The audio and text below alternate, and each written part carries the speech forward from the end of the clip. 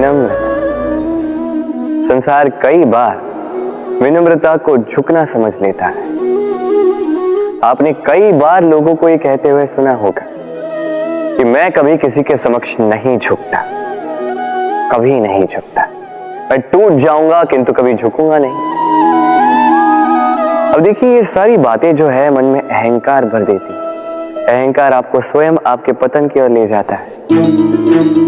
समझ जाइए एक महत्वपूर्ण बात, किसी के समक्ष झुकने का अर्थ ये नहीं कि सामने वाला व्यक्ति आपसे अधिक प्रभावशाली बन गया या है। इसका अर्थ ये भी नहीं कि आप हार चुके हो या हार मान रहे। समझ जाइए, अधिकतर झुककर वही मिलता है जो आपसे ऊंचे कद पर होता है, उसे उसी प्रकार मिलना पड़ता है। किसी के समक्ष झुकने से, विनम्र रहने से आपका कद छोटा नहीं होता, किंतु हाँ, सामने वाले व्यक्ति के मन में आपके लिए आदर और प्रेम अवश्य बढ़ता है। आपका अस्तित्व विशाल अवश्य होता है।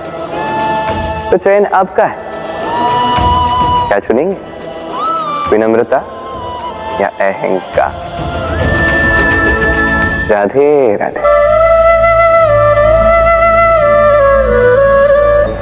चलिए आपको एक बात स्मरण कराता हूं, बात जो आप पहले से ही जानते हैं।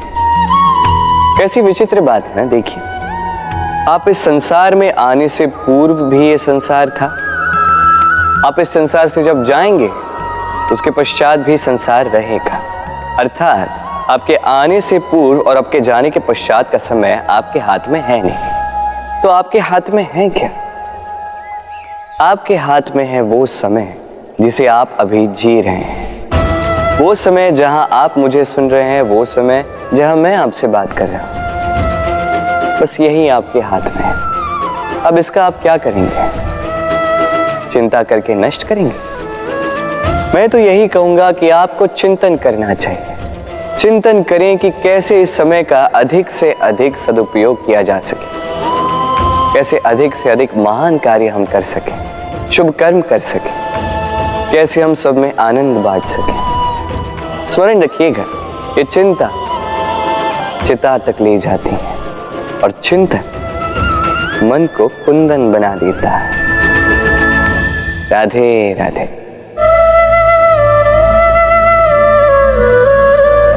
इस कोमल घास को देख रहे हैं, इतनी कोमल कि कोई बालक भी आके इस पर बैठ जाए तो ये दब जाती है।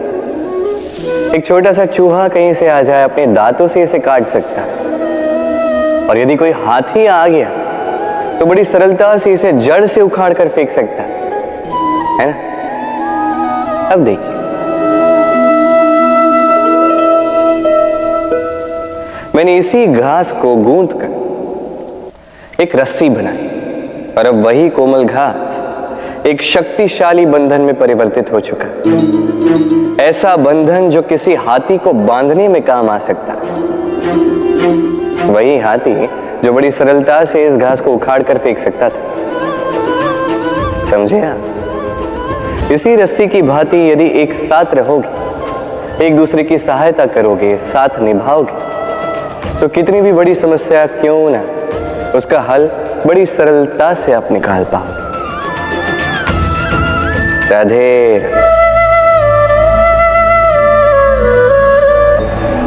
जब भी हम किसी वृक्ष को देखते हैं, सर्वप्रथम हमारी दृष्टि पड़ती है उसके पुष्पों पर, हरे भरे पत्तों पर, रसीले फलों पर, किंतु वो कठोर, वो निस्वार्थ जड़, उससे तो हम कभी आकर्षित होते ही नहीं। अब क्या इसका अर्थ ये है कि जिसने बलिदान दिया, जो उस वृक्ष की नींव है, जिसने उस वृक्ष को बढ़ाया, उसका कोई मोल ही नहीं। स्मरण रखिएगा, जब भी हम किसी वृक्ष को जल देते हैं, उसके पत्तों, पुष्पों या फलों को नहीं, उसकी जड़ को देते हैं। जब भी हम किसी वृक्ष की पूजा करते हैं, यही पुष्प, यही तिलक हम उसकी जड़ को अर्पित करते हैं। अर्थात कहीं न कहीं अनजाने में ये प्रकृति आपको वो मान दे ही देती है जिसके आप पात्र हैं।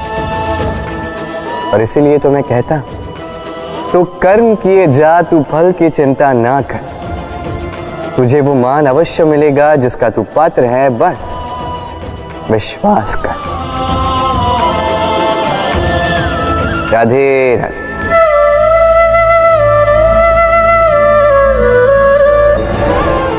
देखिए ये प्रेम वो रंग है जो जीवन में रस भर देता है। ये प्रेम वो सोच जो पल भर में मुख पे मुस्कान ला देती है। प्रेम वो पुष्प है जो मन की बगिया को खिला देती है। प्रेम वो सोच जो एक ही क्षण में संसार में आपको सबसे अधिक संपन्न अनुभव करवाती है। ये प्रेम वो जो तपते मरुस्थल में आपको जीवित रखे। ये प्रेम वो जो आपकी आत्मा को तृप्त कर दे। ये प्रेम वो जो आपके मुख पर मुस्कान ला दे, जैसे अभी इस समय राधा मेरे मुख पर ले आए। अद्भुत है ये प्रेम। तो आइए इसी प्रेम के साथ कहें राधे राधे।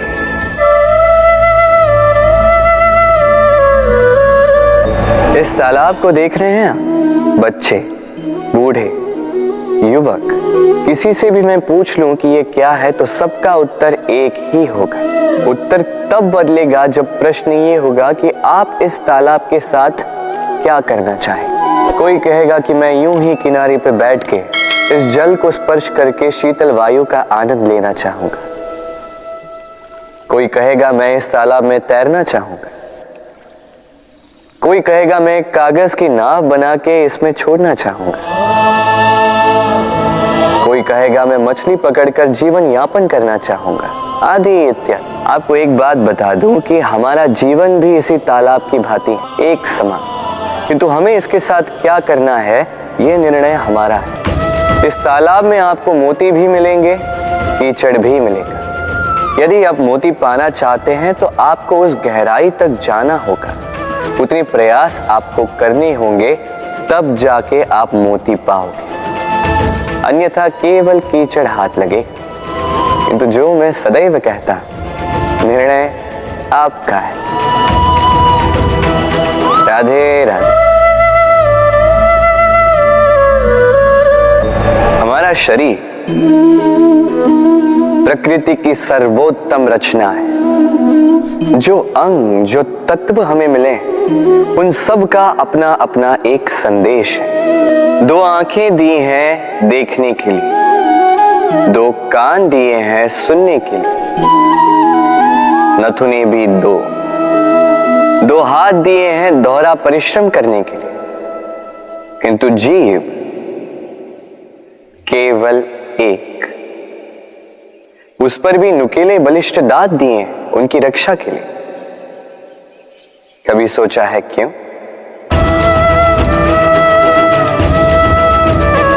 क्योंकि शब्द और शब्दों का उपयोग मनुष्य का सबसे बड़ा शस्त्र है, जिसका उपयोग जितना सोच समझ कर किया जाए, मनुष्य जीवन में उतना ही ऊपर उठता है। तो समझे ना?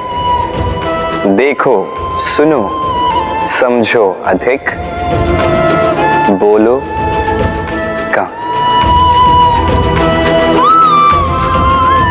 राधे राधे।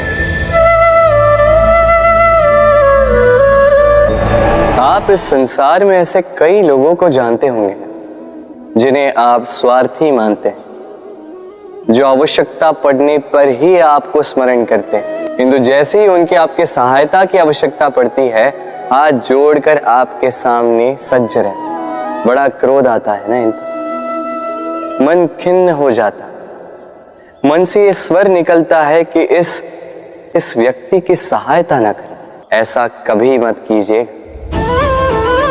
आप सोचेंगे क्यों कह रहा हूं मैं ऐसा?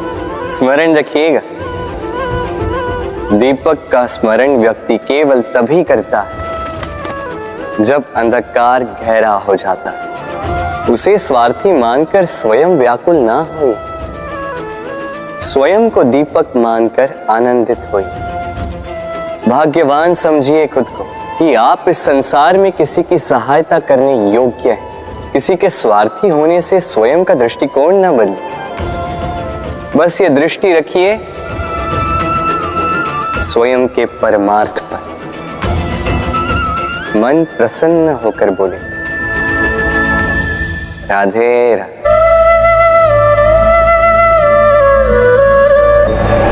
आप जानते हैं, अनगिनत प्रयासों के पश्चात चींटी अपना एक छोटा सा घर बना पाती, जो अन्य जंतुओं के लिए सरल सी बात है, वो चींटी के लिए उसके जीवन की सबसे बड़ी घटना, सबसे बड़ी सफलता है।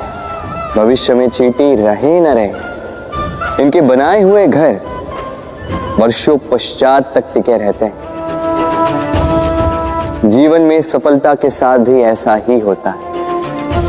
आपको एक दिन में सफलता नहीं मिलती, किंतु यदि आप प्रतिदिन प्रयास करते रहे तो एक दिन आपको सफलता अवश्य मिलेगी। स्मरण रखिएगा, भाग्य के द्वार उनके लिए नहीं खुलते जो हार मान लेते हैं। भाग्य उनका स्वागत करता है जो उठकर उनके द्वार खटखटाने का प्रयास करते हैं। तो प्रयास करते रहे, सफलता एक न एक दिन आपके पास आएगी।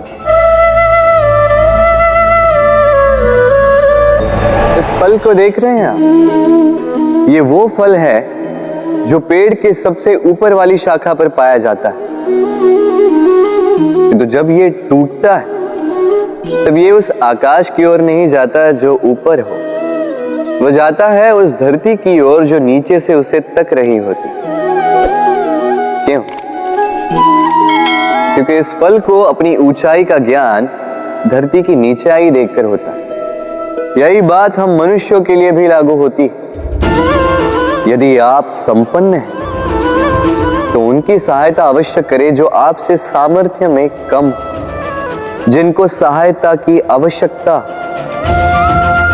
आप सामर्थ्य में अधिक है क्योंकि वो आपसे कम है। देखिए, जीवन में आनंद केवल बढ़ना नहीं बल्कि उनकी सहायता करना भी है जो किसी कारणवश आपसे नीचे रह गए। और जब एक फल ये बात समझ सकता है तो आप क्यों नहीं?